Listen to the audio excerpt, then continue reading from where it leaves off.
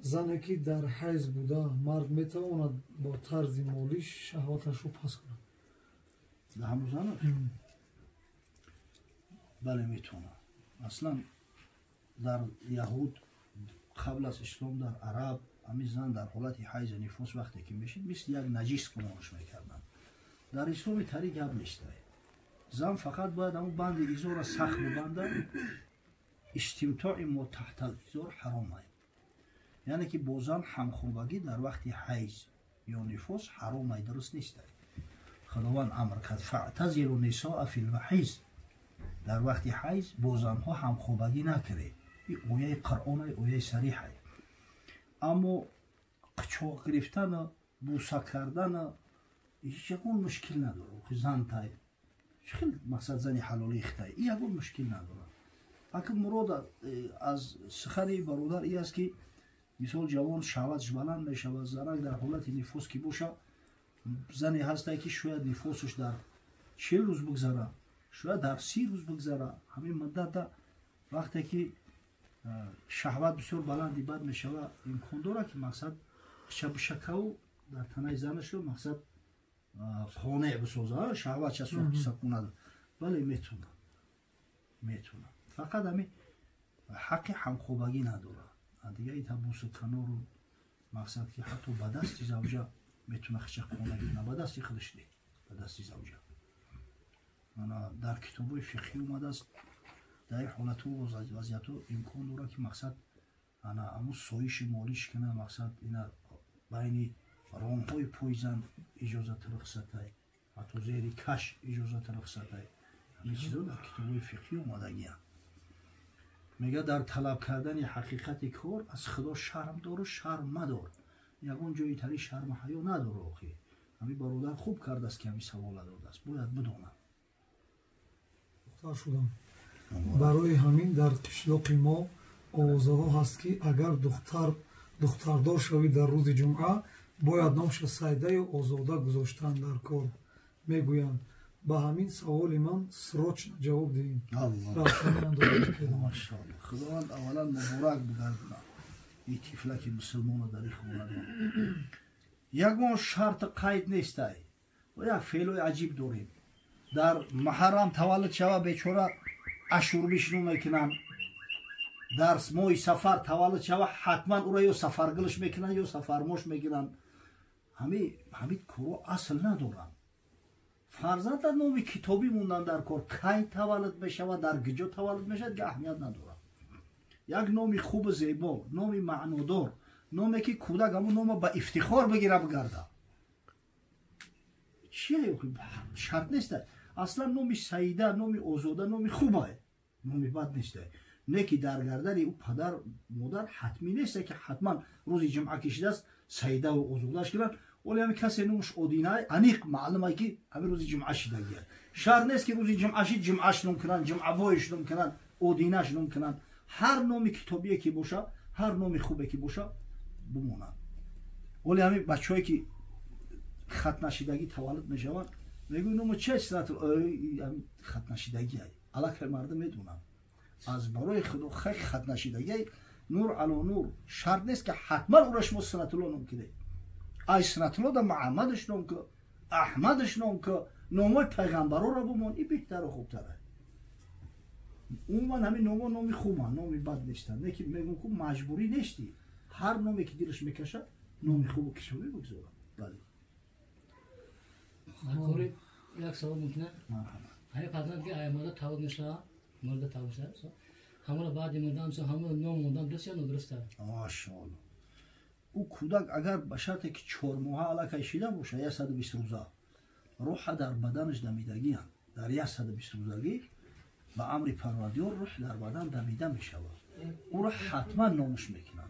اگر چند مردرم تولد شود یا نامش میمونن میگیرن در یک پورای لطه میپیچوننش به جنازه میبرن در یک گوشه قبرستان گروش میکنن. اما اگر به شرطی که 120 روزه نباشه و 120 روزه نشیده باشه او را نام نمیکنن. برای که زی روح هر کسی که روح داره فردا روز قیامت خودت او را زنده میکنن. اگر در به شرطی که 120 روزه شیده باشه علاقه او خودی تو روزی داشت بکنه او حتما باید نامش کنی نه که مردم که مرده تولد شده است چند روزه نداره نام البته میمونه بله مولا نعمت و خیر احسان میکنن زکات میتن صدقات نافله میتن ایو ثواب میگیرن ما میمونیم ما بتون دستامو در پتی بینیم حضرت صلی الله علیه و سلم مردم بشارت داد خاصتا همین فقیران گفت این لکم بكل تسبیحة صدقه و کل تحمیدة صدقه و کل تهلیلة صدقه شما گفت هرگز ناراحت نباشه هر تسبیحی که شما میگه همین را خداوند همچه صدقه در نامه اعمال تو ثبت میکنه شما را الحمدلله تو صدقه الله اکبر تو صدقه و امر بالمعروف صدقه و نهی عن المنکر صدقه این همی امر به معروف و نهی از منکری که گفته و شنیده میشوه همین را پروردگار همچه صدقه ما شما قبول میکنه همو فرزندای خوب صالحی که احترام میکنن کلان سالا را دین احترام میکنن شریعت احترام میکنن در همخیلی محفل معرکه شیشتیان تربیه گرفتیان او نرخروی بدبخته که نه عقل فراسه دارن نه علم دارن نه فضیلت دارن و از برای خدا یک همین خری خدی کوچه از اونا بهتر است همون کسایی هستن که از چنین محفل معرکه میگریزن تاب و توان شنیدن گپی خدا و پیغمبر ندارن یکی کناس بیرون جست از کار مگر ره داشت بر دکان عطار کناسش ایرمی موسر شیک آدمی که فقط ایرمی اخلاق تازه میکنه اما یک کناس میگه یک روز میگه از کار زودتر میبرویه و در بازار چیکار رو داشت امری سرش بوی مشک بو کشیدگی نیست دایم در روی موسر در روی بو تعفن همین مشکی میزنه ریاکسیش میته خوشش میره و میغلطه و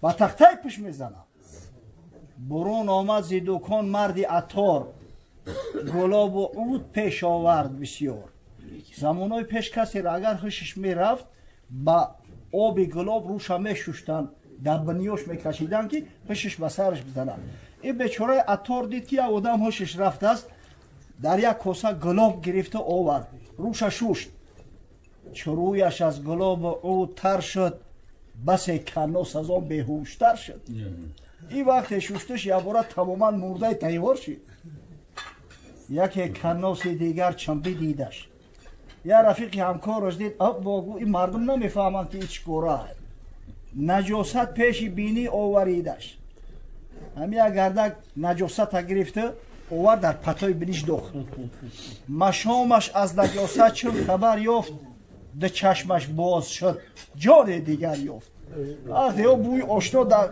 مشامش که رسید میگه پرید خیسته اینجا ششش دسترش زد به حضرت نصیحت میکنه کسی با گندی بدعت آرمیده شمیم مشک سنت ناشمیده اگر روحی رسد سوی دماغش درون دل فرو میره چراغش آنمی کسی هم که سنت پیغمبر ندیده است یا اما در بدعت در فسق و فساد زندگی کرده است وقتی آنمو شمیم سنت در مشامش میآید آنمو خیلی ریاکسیا میته خوشش میغلطه و اگر بوی رسد او روزی اسرار همه از پای افتد سرنگونسار به حضرت فرمودن و فی بضع احدکم صدقه شما میدونه گفت که وقتی مردی مسلمان با زن حلالی خودش همخوابگی میکنه خداوند نمیره همچه صدقه ایوه قبول میکنه حیران شدن گفتن یا رسول الله ایاتی احدنا شهوته و کان له بها صدقه او گفتن ما رو شهوت داریم ذوق داریم ما هوسرانی میکنیم لذت میبریم با خداوند در عوض ما را صدقه میده حضرت صلی الله علیه و سلم تاکید کرد گفت ارایتم لو وضعه احدکم فی الحرام اکان علیه بها مصیبه گفت ببینه اگر به شرط یک نفر شما امیر در حرام صرف کنه شهوت خیش به حرام بروره زنا کنه دست به دواعی زنا بزنه آیا در عوضش خدای تعالی همچون گناه همین را در نامه اعمالش می نویسد؟ فکذالک اذا وضعها فی الحلال کان له بها صدقه. همین خاطر وقتی که در حلال تو شهوت خودت ساکین کردی، راحت کردی، انشالله خدای تعالی این همچه صدقه قبول میکنه. همین خوراک